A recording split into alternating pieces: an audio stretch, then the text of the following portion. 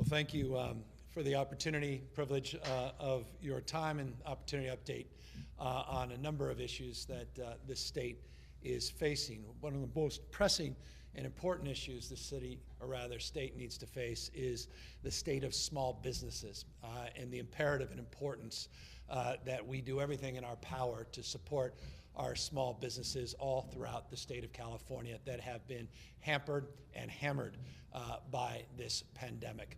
I am very proud in terms of the work that I was able to do before I got into politics to have developed and conceived a number of small businesses in this state. It's a point of deep pride, it's a point of deep privilege that we were able to grow one small business with one part-time employee, Pat Kelly, to a number of businesses, 23 businesses at peak, and employ at peak roughly 1,000 people throughout the state of California. I say that not to impress anybody, but to impress upon you my deep pride and deep passion for entrepreneurialism. I recognize that each and every small business is not just about dollars and cents. It's about dreams. It's about people coming together, families putting everything on the line for opportunity, for new beginnings. It's about the character of our neighborhoods. It's about the pride we all feel when we embrace a sense of community that small businesses provide and small businesses advance. And so the issue is near and dear on a personal level, and by definition, it is foundational in terms of the economy of this state. When you consider just shy of 1/2 of all of the businesses in the state of California, some 48.5%, find themselves employed in the category of small business. 7.1 million people employed in this state through a small business. 4.1 million small businesses specifically operating in the state of California, and a substantial percentage vulnerable to the vagaries of this current economy and to the challenges that are posed because of this pandemic. In fact, by one estimate survey recently that came out, 44% of businesses in this state, small businesses, are feeling vulnerable to the pressures of this pandemic, so much so that they believe they are likely to close in the not too distant future. That is a jaw-dropping percentage of small businesses that are looking at the prospect of a financial cliff so pronounced that they simply can no longer keep their doors open or can't even envision reopening their doors that have been temporarily closed because of this pandemic. And it's not lost on me, it shouldn't be lost on any of you, the disproportionate number of those small business men and women that are represented in minority communities, and in particular women-owned businesses that are overrepresented in that 44% statistic. And so this is really about the lifeblood of California and its economy. It's about a sense of pride and spirit that we all have, and sense of place in our own communities, so indelibly marked by the contributions of entrepreneurs that create the serendipity that is a part of life. The ability to walk down your sidewalk, to run into strangers, to have experiences and magical moments that define an abundant life. The ability to sit there in a coffee shop, maybe overhear some strangers walking in, get a sense of perspective in your own life, a sense of context in your relationship to your life to others. Those are experiences provided by small businesses, by people that put everything on the line and take pen to paper, come up with an idea, and advance a dream. And so really this is about the California dream, and this is about our embracing that dream in a more robust and arguably refined way. And so today we'll be signing 3 pieces of legislation to support our small business community. And this is part of a package of small business supports, over a dozen specific actions that have been taken over the last number of months to support our small businesses throughout the state of California.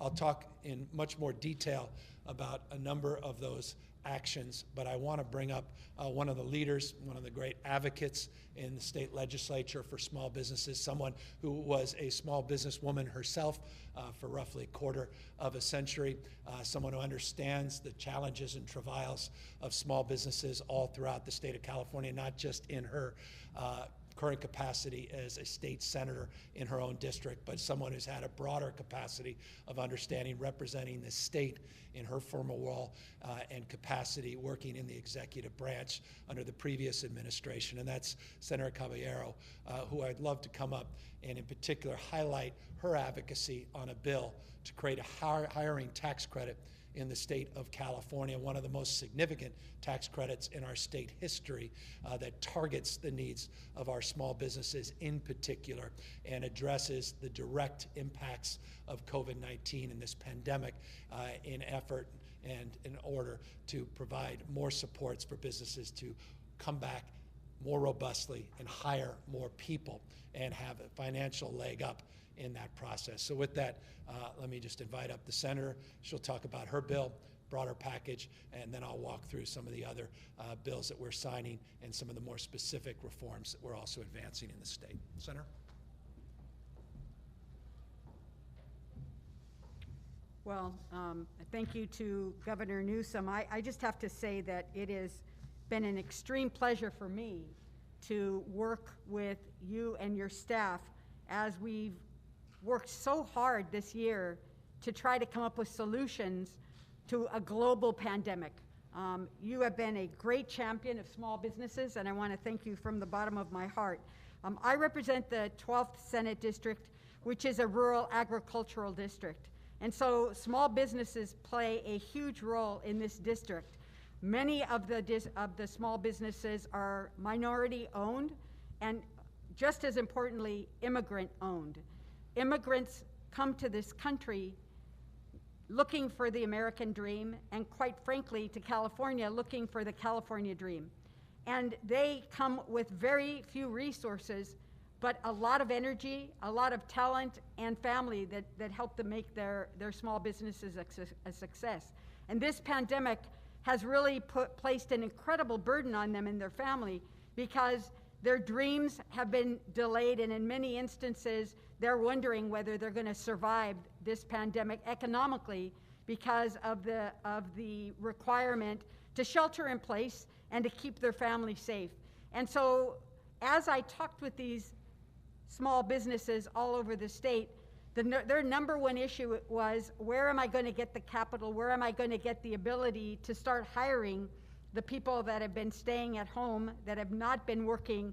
How am I going to be able to do this? And we sat down and had a conversation among the Assembly and the Senate and the governor, and I was one of the lead authors on this particular bill, which is SB 1447. This bill expands California's assistance programs for small businesses during the COVID-19. So this is specifically related to this particular pandemic.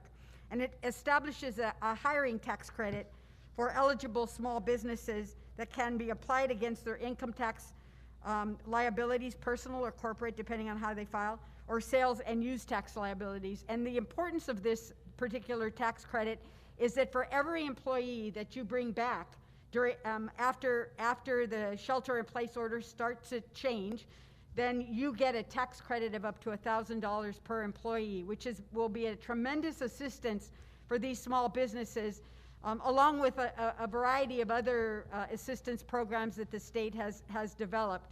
It's going to be critically important for them to be able to access this resource, to be able to bring their resources together and to move forward. You know, this is a tough time. And we've asked everybody to make sacrifices, both personally and professionally in terms of the business community. But they're looking for hope, they're looking for leadership, and they're looking for the opportunity to be able to access resources to make them successful. And this tax credit is going to be tremendously important. So again, I want to thank the governor for his support, for his commitment to small business, and for allowing us to do the work that we needed to do to be able to put a bill on his desk. it doesn't happen without the cooperation of everyone. And I'm very proud to say that that this came together in the last days of the legislative session, because there was a commitment among all of us to make sure that our small businesses come back. We absolutely need to see them be successful, and this is going to be one of the tools. Thank you, Governor Newsom, for your leadership. Thank you for the bill signing here today. Thank you for giving our small businesses hope as we move into the future. And thank you, because this is going to be a tremendous asset in our community. We really appreciate it very, very much. Thank you, Senator, and thanks again for your leadership, and also your co-authors, Cervantes and Bradford, that worked hard on this $100 million tax credit, $1,000 per hire tax credit to work against your income tax or your sales and use tax.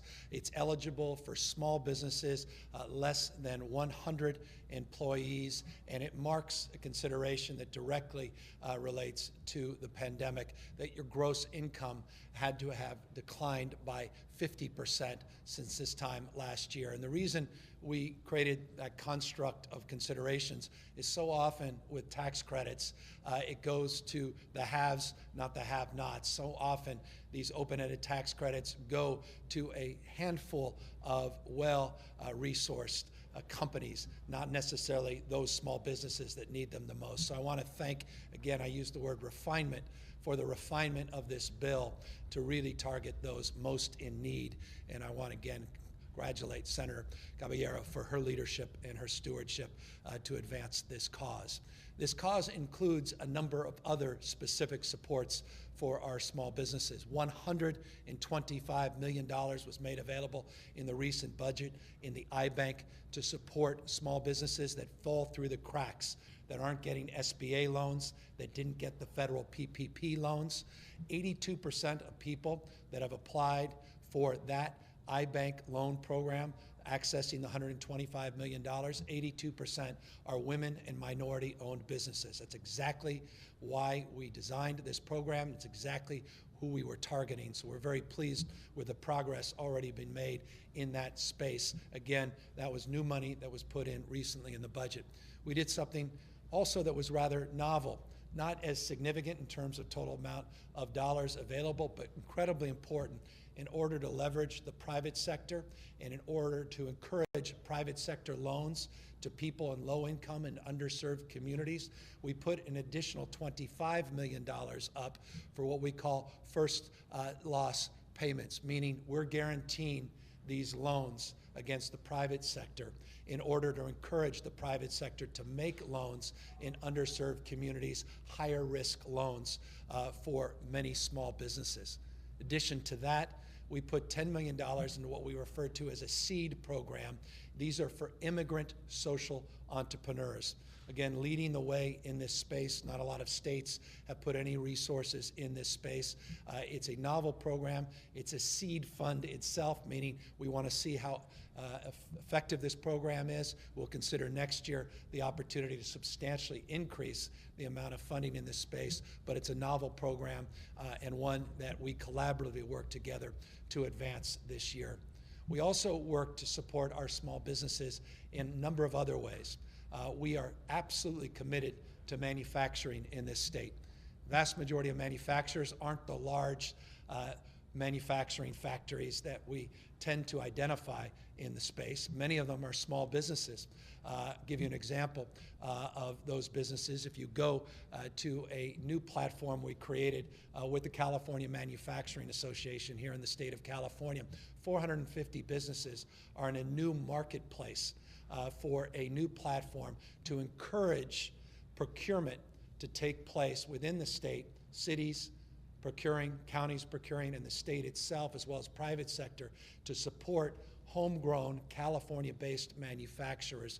We have 450 companies now on that site providing over 560 products specific to the PPP issues, sanitation issues, be it hand sanitizers, face shields, masks, gowns, and the like.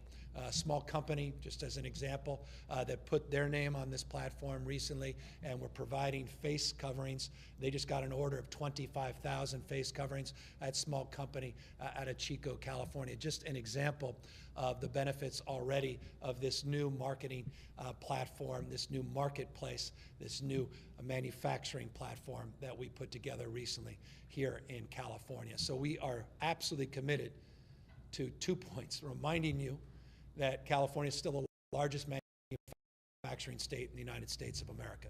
I'll repeat that. California is the largest manufacturing state in the country, and California's capacity to do better is absolutely limitless as long as we provide the right incentives. And we are committed as an administration, the legislature committed to the same cause of advancing more supports for manufacturing in this state. And by the way, just as a proof point of that, while we procured a lot of N95 masks from overseas at the peak of this pandemic to deal with the scarcity of N95 masks, through this same platform, we were able to secure tens of millions of masks. I gave you an example of 25,000 masks recently in a small company in Chico, but tens of millions that came from a larger company in Santa Clara that repurposed their manufacturing plant in order to provide N95 masks for the state of California. So again, that's a proposal that is well along the way of being advanced and implemented, and one we want to build on into the future. We also want to build our marketing support to encourage people to shop safe and shop locally. We initiated through our Jobs and Economic Recovery Task Force this program in partnership with Nextdoor and Yelp and Facebook, Google, and many other platforms to help support a framework, a mindset to shop local, to go local, and to shop in a safe manner. And so that is also part of a promotion and a marketing strategy that we're also advancing here in the state. We extended by 90 days the timeline and the deadlines associated with collecting sales tax, collecting state taxes in order to support small businesses. We extended for 90 days. Relicensing requirements for small businesses in this state is another effort in order to support small business retention and development. We also provided up to $50,000 loans, interest-free, for up to 1 year for small businesses that otherwise are required to collect sales tax and then send those collections to the state. We said there are no collections required for a year, and you're able to access up to $50,000 of those sales tax. You can float those dollars to deal with cash flow needs without any penalty and without any interest attached. That's a significant program that currently has provided over $106 million of relief for small businesses. So $100 million hiring tax credit, $106 million relief in terms of floating loans up to $50,000 for sales tax that is owed to the state, a delay in terms of requirements on sales and use tax as well as income tax coming into the state, relicensing requirements pushed aside, support in terms of marketing, and support that will be included in the package of bills that I'm also signing here today to conform our PPP program, where California outperformed the rest of the nation. 13% of all the PPP loans in this country came in, or rather dollars came into the state of California, $68.6 billion. $68.6 billion of loans came in to the state under the PPP program. We have a bill authored by Assemblywoman Burke that will conform to state law a ability for the PPP program to no longer require the collection of state taxes, meaning we'll waive the state tax requirement under the PPP program pursuant to the bill that I'll be signing here in a moment.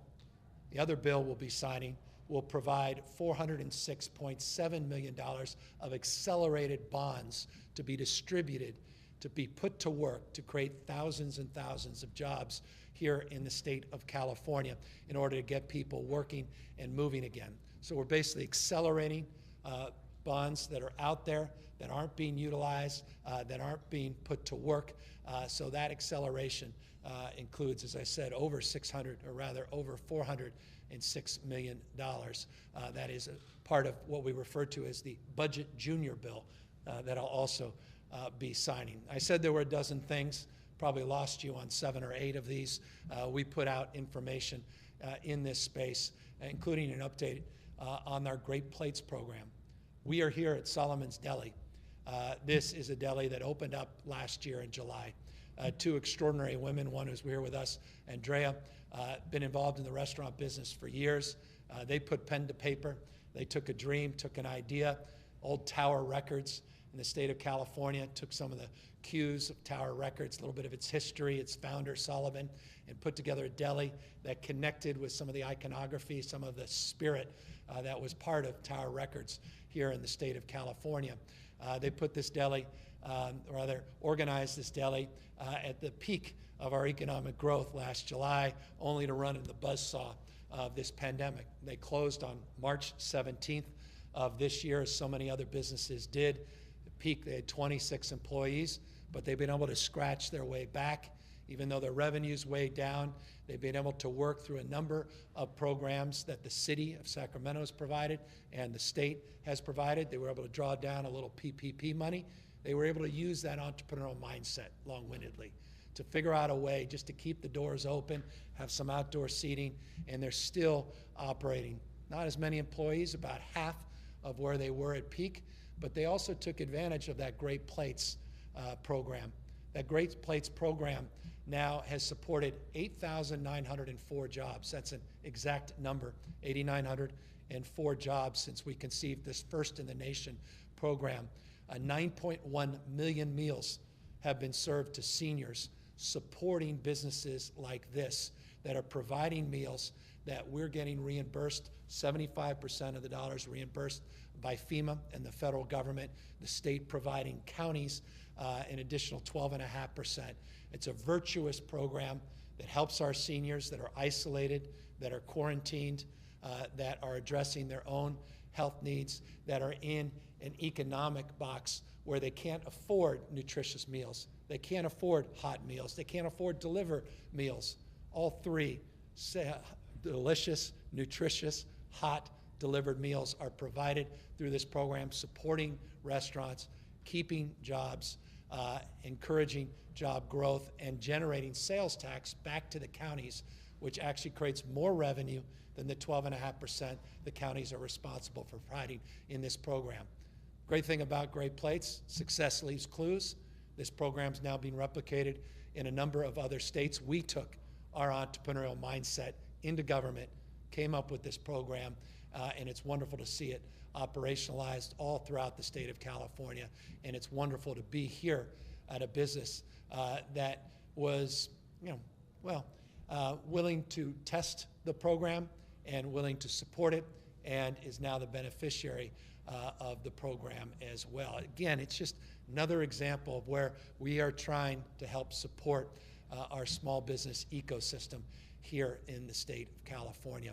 I can continue down a path of providing more examples, more proof points, but I think at this stage we'd be better off by just closing with 2 final points, and then coming to the reason we came here, rather, concluding my remarks and signing these 3 pieces of legislation and moving forward. But I wanted just to acknowledge our Jobs and Recovery Task Force that has been helping us, over 120 individuals, that some of the most famous branded entrepreneurs in the United States, arguably the world, from Tim Cook to Bob Iger, that have participated in this task force for the course of the last 7 or 8 months. They helped generate some of the ideas that supported this hiring tax credit, that supported our efforts to accelerate bonds that had not gone out and been put to work. Also provided support for our Shop Safe, Shop Local program, provided tens of millions of dollars for PSAs to support safely reopening, and of course have provided supports for our sectoral guidelines in our reopening our economy. I want to just acknowledge our co-chair, both our co-chairs, my chief of staff, Anna Leary, and Tom Steyer, for their outstanding work on that task force. A lot of the work we are announcing and advancing here today comes from that brain trust. Accordingly, I want to thank my team at GoBiz. They put together an entrepreneurial task force that's partnered now with 20 different regions in this state, providing webinars and supporting our entrepreneurial ecosystem. That program is alive and well. GoBiz is also supporting our network of small business centers. We were able to draw down $34 million from the federal government to support those small business centers that are also more robust and more engaged than they've ever been. And so the GoBiz team and our Economic Development Task Force, thank you for all your good work as well. And let me just conclude as I now sit down and sign these three pieces of legislation by acknowledging the obvious. Good enough never is. We have an enormous amount of work still to do to help support our small businesses, and we cannot do nearly enough without the support of the federal government, and that is why it's just fundamentally foundational that Congress gets its act together, particularly the Senate, and supports Nancy Pelosi, our Speaker, and the House of Representatives' efforts to advance a new CARES Act, which will profoundly impact and benefit small businesses in the state of California in a way that the state alone simply cannot do.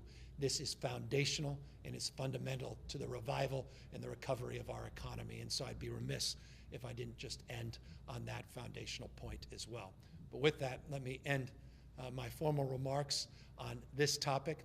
I'll come back up, update you briefly on health numbers in the state related to coronavirus, and update you on the fires, and then of course we'll take questions. Now, with the Senator's concurrence, let's sign these three bills today.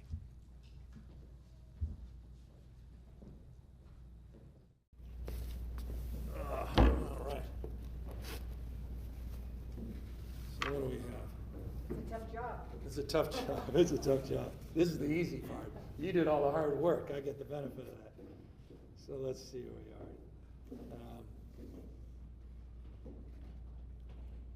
Perfect.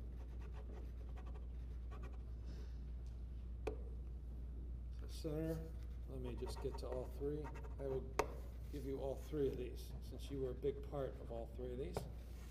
And not only sponsored, but co-sponsored the other bills, and just thank you for your leadership, and very grateful for your strong advocacy on behalf of our business community in this state. Thank you.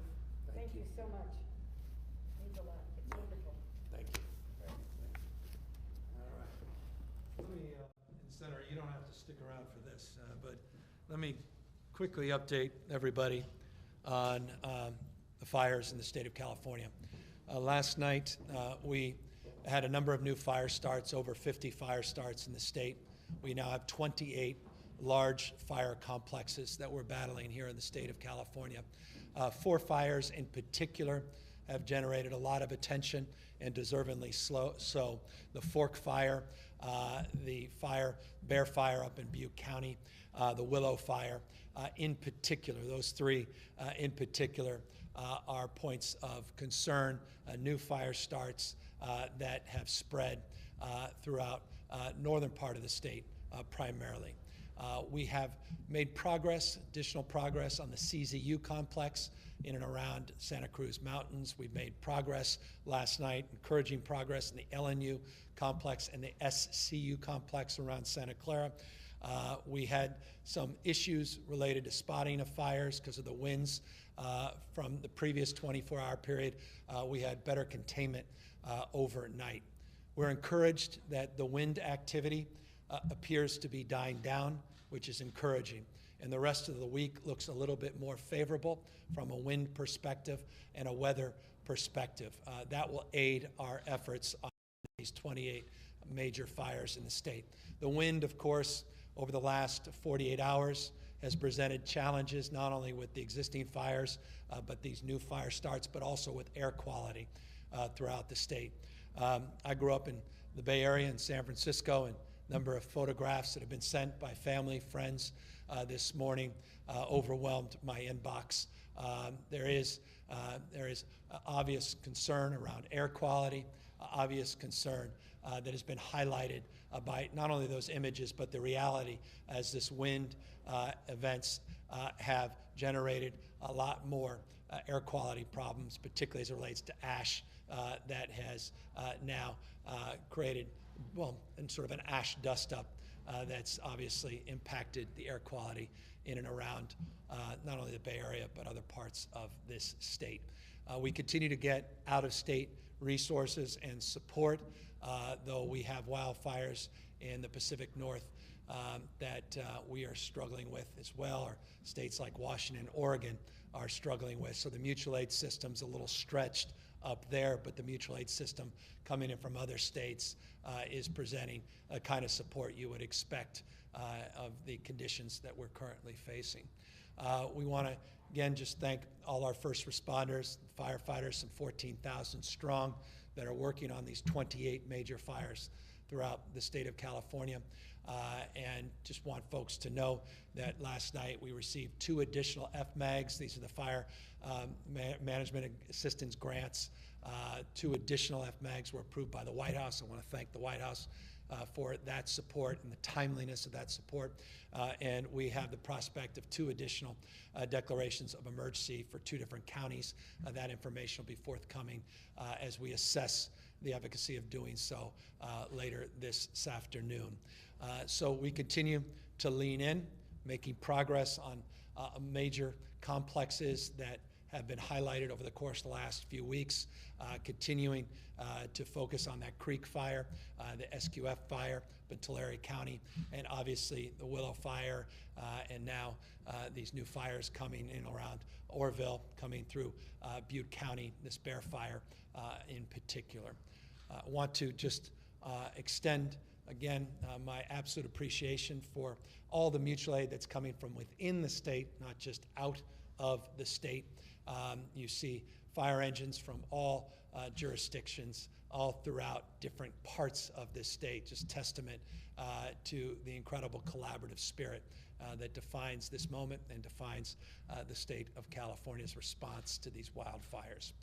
As it relates to response to another challenge in the state and issues related to COVID-19, the total number of new positive cases we're reporting today is 1,616. Our positivity rate over a 7-day period has dropped to 3.6%. Our positivity rate over a 14-day period has dropped to 4%. So that's encouraging news. 3.6% positivity rate over a 7-day period, 4% over a 14-day period. Our tests continue we continue to struggle to get back to where we were in total number of tests coming in the state, primarily due to the wildfires. That continues to be an issue, and we're aggressively trying to work around some of those issues. But nonetheless, we're averaging still over 110,000 tests on a daily basis. We tragically lost 83 lives in the latest reporting period. That averages out over a 14-day period, about 107 lives lost, reinforcing how deadly this disease continues to be and how seriously we must take the transmission and our concerns around large-scale events and the transmission of this virus. So some progress as it relates to COVID-19 continues.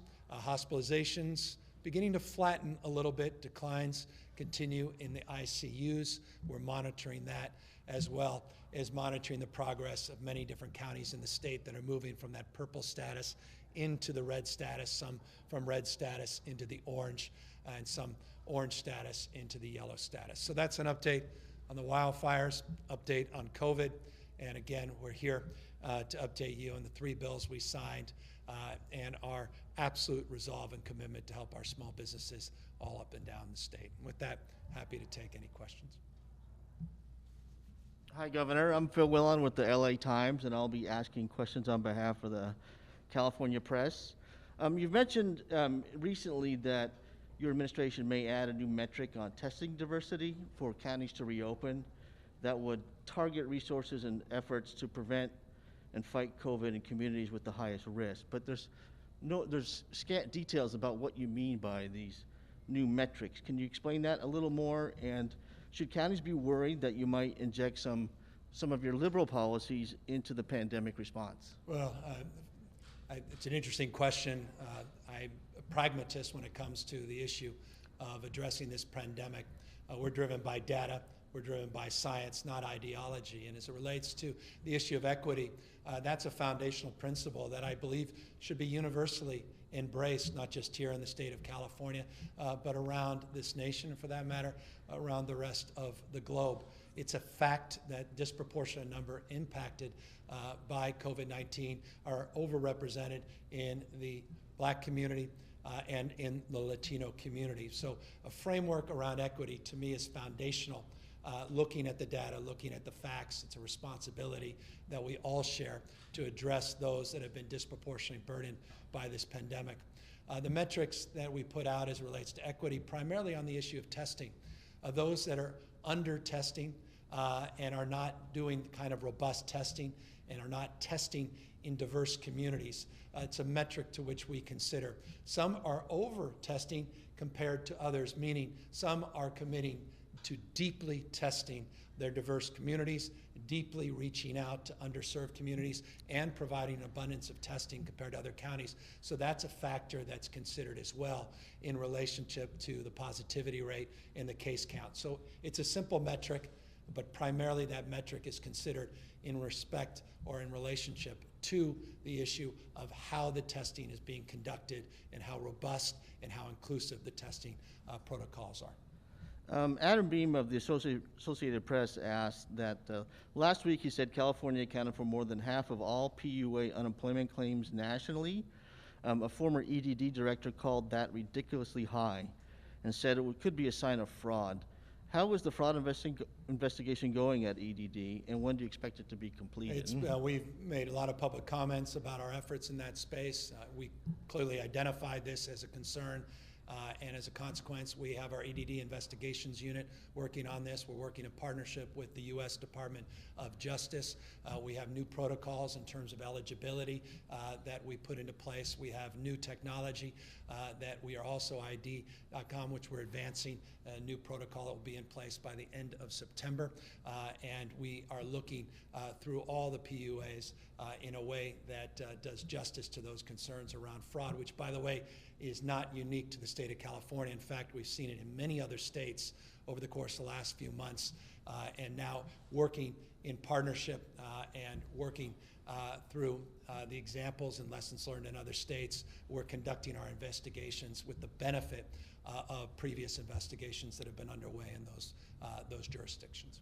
To stick on EDD for a little longer, I know you have a strike force in place to look at payment of claims, but there are still hundreds of thousands of Californians who have not received payments. What would you say to these people who may see your response to this as a failure, something that's been unfixed for months and months? Yeah, we are committed. We've done more than any other state in terms of total number of claims. We're trying to work aggressively through that backfill. We have a strike team, 5 new people that we pulled in, thousands, quite literally thousands of people that we've trained from other agencies, other departments to come in and help support our efforts at the department. We have been very vocal, very transparent for many, many months, updating the public, updating to the extent possible the millions and millions of people that are trying to access this system. I'll say what I've said in the past. This is unacceptable, but so is the condition of this system when we inherited it. I don't look at that as an excuse, but I can assure you this, having talked to almost every governor in this country, they are experiencing similar challenges with their systems that were not designed for the kind of level of activity this pandemic has advanced. And so we're committed to not only addressing the short-term issues and addressing the speed at the same time, verifying so we can address fraud on the one hand, which means go slow and be accountable, at the same time move expeditiously. And so it's that push and pull that we have to balance in terms of advancing these efforts. But my commitment is to no longer balance on the pin of an inadequate database and inadequate IT system, and that is to commit to the medium and long term to completely overhaul and refine the EDD system, which by definition is inadequate to any future pandemic. So that is happening concurrently as we try to patch this system together, and we are committed to advancing in partnership with the legislature these long-term reforms. Now, that's not the only system that's had trouble in California. The Cal-Ready system and its problems weren't really a big surprise for anyone who's familiar with how that works. Did Dr. Sonia Angel take the fall for that because your administration got a black eye over the failures there? The answer is no, and we have substantially addressed those concerns. We built a parallel program, an IT system specific for COVID. That was actually done under our stated timeline. We were able to accomplish that, now put that system into place, but the answer is no to the question. Alexei Kosov at the San Francisco Chronicle has a question about the new book that came out by Bob Woodward and about President Trump downplaying the virus. If the president had been more forthright with the public, would Californians' lives have been saved and the economy have taken less of a hit? I am not able to answer that question. I don't know anything about the details of the book. I've been focused primarily, particularly today, around the issue of the pandemic, the fires, and obviously our support of small businesses. When I have a chance to read the book or references from the book that the question is referring to, I'll be able to respond. I mean, we'll set the book aside. I mean, if Trump had been more forthright with the public about the severity of the coronavirus pandemic, do you think as many people would have died in California, and do you think the economy here would have taken such a major hit? Yeah, it's a different question, and to the extent that I'm here to adjudicate as a pundit my feelings about how the president has responded to this, it's difficult to do because I think the context of your question is in relationship to the book and whatever may have come forward from the book. So I don't want to answer that question out of context. The relationship we've had with the Trump administration in terms of the supports we've received, the requests that we have made of the administration, those requests have not been denied. Those requests have actually been supported on a consistent basis. I've not been shy about stating that. Again, I'm not here to play partisan,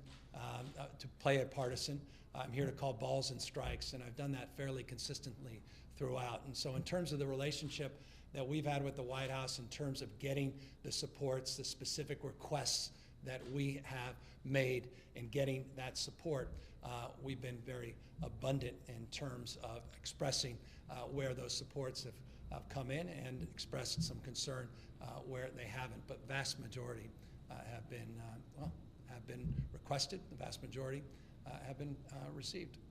Marissa Lagos at KQED and Nicole Nixon at Capital Public Radio wanted to know if you've learned any more about the Capital Christian event this past weekend, if you've been briefed by the CHP about what happened, and if you can tell us what you learned.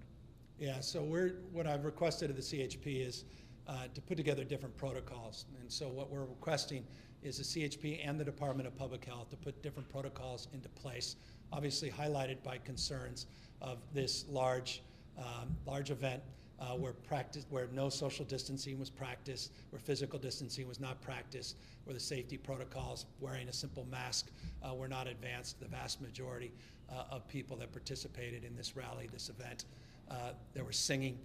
There's real concern about the spread of this virus, not just for those that were at the event, for people that innocently were not at the event, because people that may have been exposed from the event coming back into a community, coming back into a household, and potentially putting other people at risk.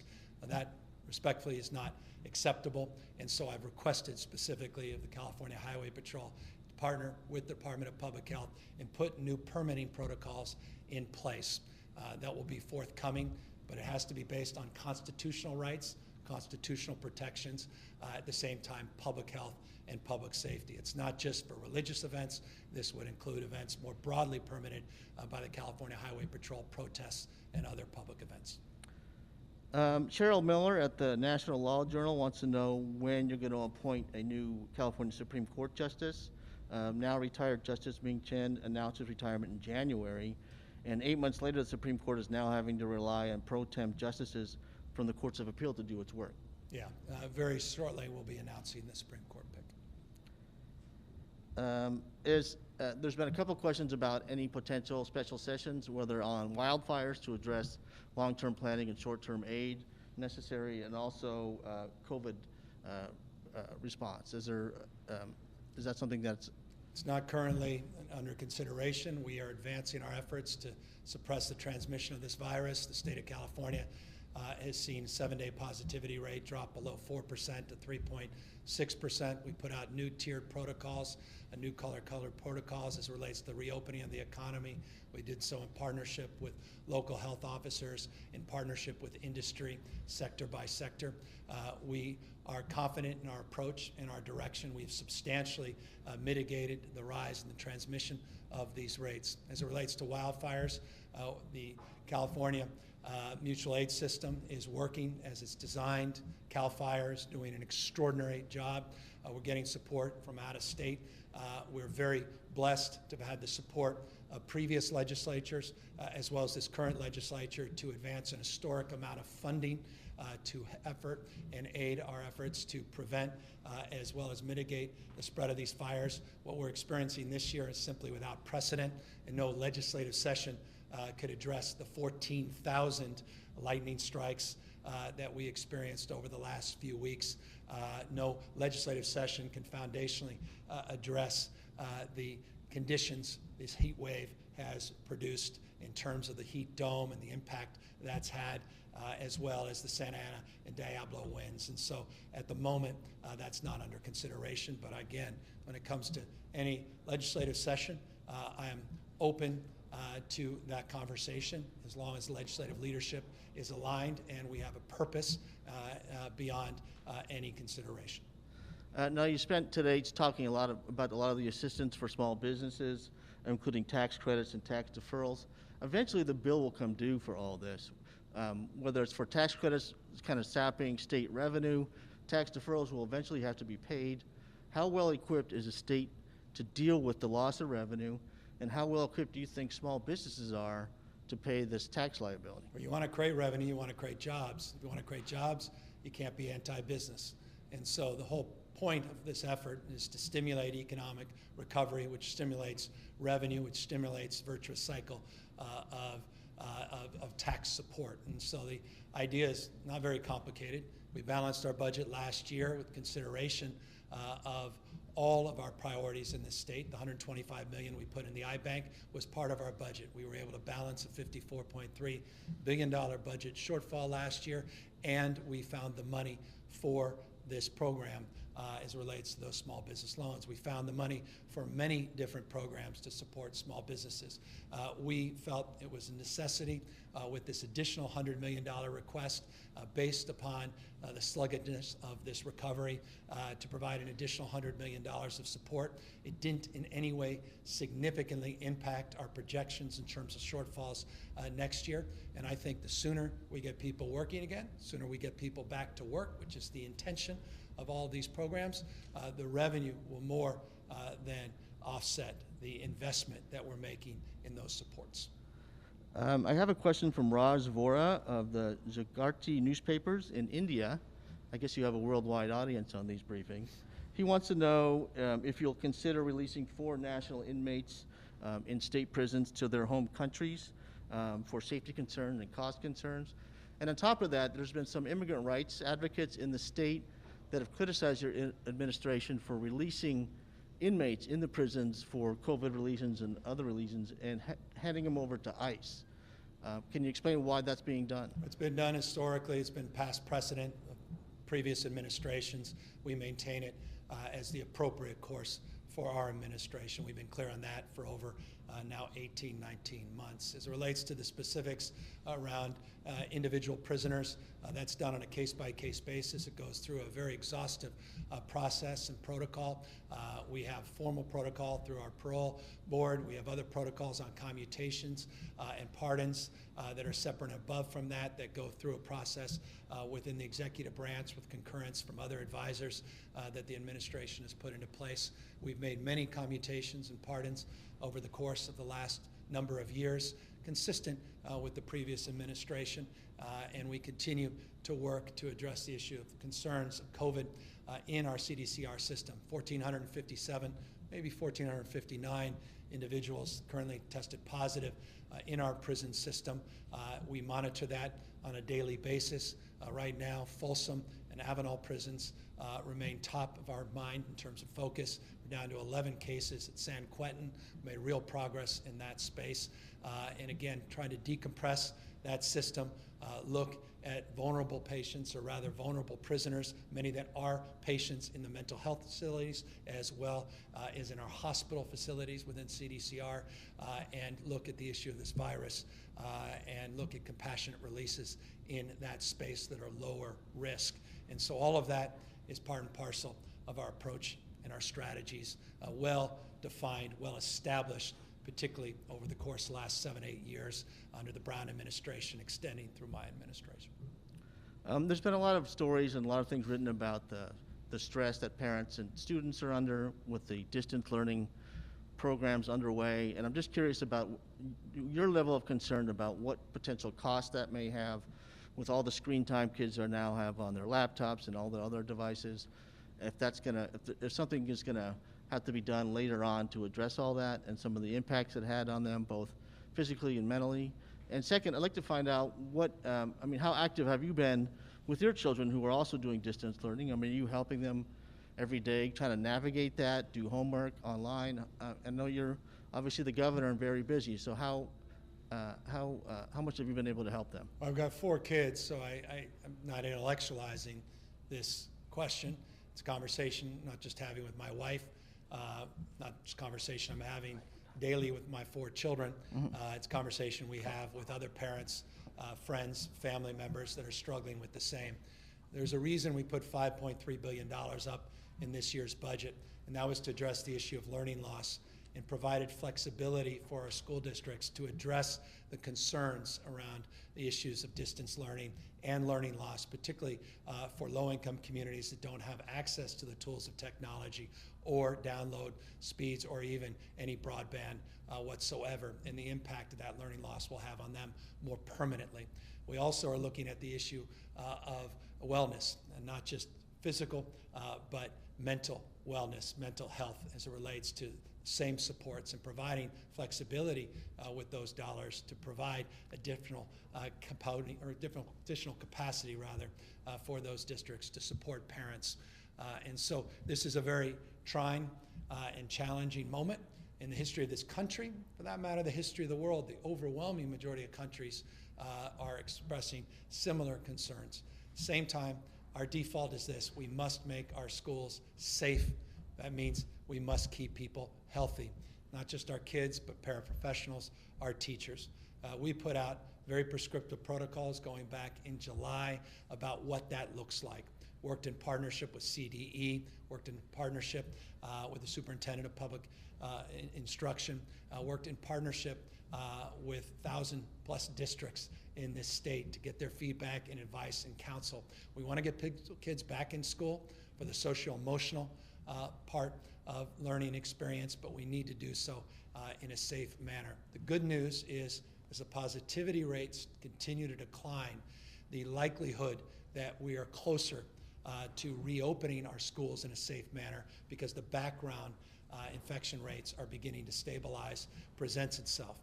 And so we hope this is a temporary frame, and it should be, because we want our kids back in school to address the issues related to the question and address the issue of anxiety that I face as a parent and that other parents face every single day as it relates to particularly our younger kids that have a very difficult time on these learning devices.